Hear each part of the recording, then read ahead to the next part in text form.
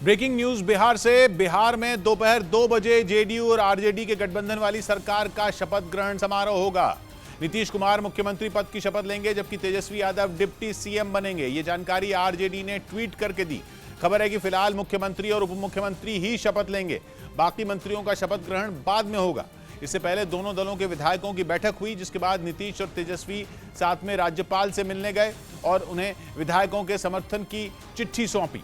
यानी बिहार में एक बार फिर जेडीयू और आरजेडी की सरकार बनने जा रही है, जिसके लिए नीतीश कुमार ने तेजस्वी यादव के उन सारे कड़वे बयानों को भुला दिया जो उन्होंने विधानसभा चुनाव के दौरान उनके खिलाफ दिए थे। इन बयानों में तेजस्वी के नीतीश को पलटू कहने वाले बयान भी शामिल हैं।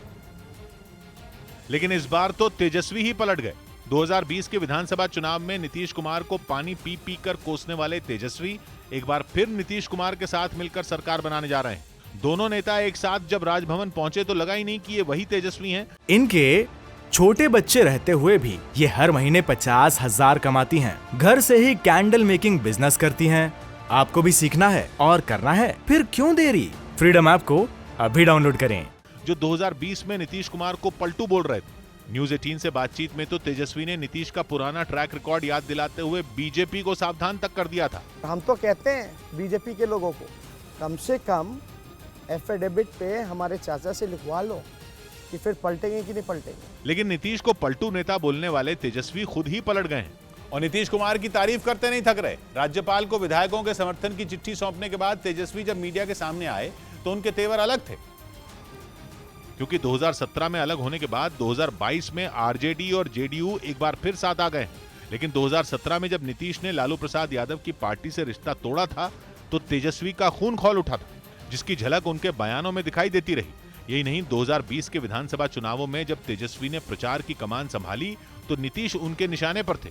उन्होंने उन्हें पलटू, चाचा 420 और न जाने क्या क्या कहा था। ऐसा कोई सगा नहीं जिसको हमारे चाचा ने ठगा नहीं। बचपन में एक मूवी देखा था मैंने, चाची 420, अभी देख रहे चाचा 420। लेकिन अब तेजस्वी के तेवर अलग हैं। वो नीतीश की तारीफों के पुल बांध रहे हैं। यही नहीं, उन्होंने नीतीश को चाचा और खुद को भतीजा बताकर दो पार्टियों की लड़ाई को परिवार की लड़ाई बता दिया और डैमेज कंट्रोल की कोशिश की। हर घर में लड़ाई होती है, हर भाई में बकझक होती है, तो उस पर ध्यान नहीं देना। बिहार में पिछले 5 साल में दूसरी बार बीजेपी और जेडीयू के बीच गठबंधन टूटा है और खबर है कि इस पूरे सियासी खेल के पीछे लालू प्रसाद यादव का दिमाग है। लालू यादव जब 6 जुलाई को अस्पताल में भर्ती थे तब नीतीश कुमार उनसे मिलने गए थे और सूत्र बता रहे हैं कि लालू प्रसाद यादव और नीतीश की अस्पताल में हुई उसी मुलाकात ने इस सियासी दोस्ती की नींव रखी। यही नहीं, खबर है कि लालू प्रसाद यादव पिछले 2 महीने से नीतीश के संपर्क में थे और पर्दे के पीछे से बिहार में सियासी उठापटक की कहानी लिख रहे थे। यानी तेजस्वी के पलटने की असली वजह उनके पिता हैं, जिन्होंने बिहार की सत्ता में आरजेडी की वापसी की जमीन तैयार की और किंग मेकर बन गए, जिसके बाद नीतीश ने एक बार फिर आरजेडी से हाथ मिला लिया। लोगों से बात हो गई और एक साथ हम लोग अलग हो गए। वैसे जातिगत जनगणना के मुद्दे पर भी आरजेडी और जेडीयू एक साथ नजर आ रही थी और बाकी का काम लालू प्रसाद यादव ने कर दिया। लेकिन नीतीश के आरजेडी के साथ जाने के फैसले के बाद बीजेपी भड़क गई। ये पहली बार नहीं है जब नीतीश ने बीजेपी का साथ छोड़ा। इससे पहले वो 2013 में भी बीजेपी से अलग हो गए थे और उन्होंने बीजेपी से 17 साल पुराना रिश्ता तोड़ दिया था। कहा जाता है कि नीतीश के 2013 के फैसले की वजह नरेंद्र मोदी को 2014 के चुनाव के लिए पीएम पद का उम्मीदवार बनाना था, जिसके बाद नीतीश ने 2015 में आरजेडी से दोस्ती की। लेकिन 20 महीने में यह दोस्ती टूट गई और नीतीश की एनडीए में वापसी हो गई। यही नहीं, 2020 में प्रधानमंत्री नरेंद्र मोदी के चेहरे पर लड़ा गया विधानसभा चुनाव एनडीए ने जीत लिया। लेकिन पुरानी जीत और 2020 की जीत में एक बड़ा फर्क था और वो फर्क था सीटों का, क्योंकि 2020 में बीजेपी ने 243 विधानसभा सीटों में 110 सीटों पर चुनाव लड़ा और 74 सीटें जीती, जबकि जेडीयू को 115 सीटों पर लड़ने का मौका मिला और वो केवल 45 सीटों पर ही जीत पाई। यानी बिहार की जनता ने इस बार एनडीए में बड़े भाई और छोटे भाई की भूमिका ही बदल दी। प्रधानमंत्री के नाम पर लड़े गए चुनाव में बीजेपी सबसे बड़ी पार्टी बन गई, लेकिन उसने अपना वादा निभाया और नीतीश कुमार को फिर से मुख्यमंत्री बनाया। लेकिन नीतीश ने इन सारी बातों को दरकिनार कर दिया और करीब 2 साल बाद बीजेपी से रिश्ता तोड़ दिया, जिसे बीजेपी नेता धोखा बता रहे हैं।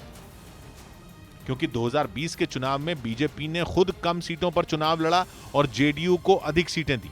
कहा जा रहा है कि ऐसा इसलिए हुआ क्योंकि नीतीश बिहार में जेडीयू को बीजेपी से बड़ी पार्टी समझते थे, लेकिन चुनाव के नतीजों ने उनका भ्रम तोड़ दिया। क्योंकि 2015 में 101 सीटें जीतने वाली जेडीयू इस बार केवल 45 सीटें ही जीत पाई। यही नहीं, उसका जीत का प्रदर्शन भी खराब रहा और उसकी जीत का स्ट्राइक रेट 71 से घटकर 39% पर सिमट गया। यानी जितनी सीटों पर वो लड़ी उनमें से सिर्फ 39% पर वो जीत पाई। जबकि बीजेपी का प्रदर्शन बेहतर हुआ और वो 110 सीटों पर लड़कर 74 सीटें जीत गईं। यानी उसकी जीत का स्ट्राइक रेट 67% रहा। नीतीश के अलग होने के बाद बीजेपी नेताओं ने उन्हें यही आंकड़े याद दिलाए। बीजेपी ने जितना सम्मान दिया उतना सम्मान कभी उनको राजद कांग्रेस में नहीं मिल सकता है। मतलब ये कि 2020 में प्रधानमंत्री नरेंद्र मोदी के नाम पर चुनाव जीतने वाले और फिर बिहार के मुख्यमंत्री बनने वाले नीतीश कुमार ने बीजेपी को छोड़ दिया है और उस पार्टी के साथ चले गए जिसने उन्हें पलटू और भ्रष्ट नेता कहा था।